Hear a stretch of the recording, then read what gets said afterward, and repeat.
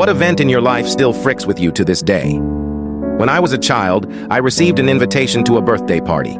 It was handwritten and given to me by the kid whose birthday it was. When I got there, he pretended not to remember inviting me and asked to see the invitation. He denied writing it in front of many of my classmates and said I invited myself.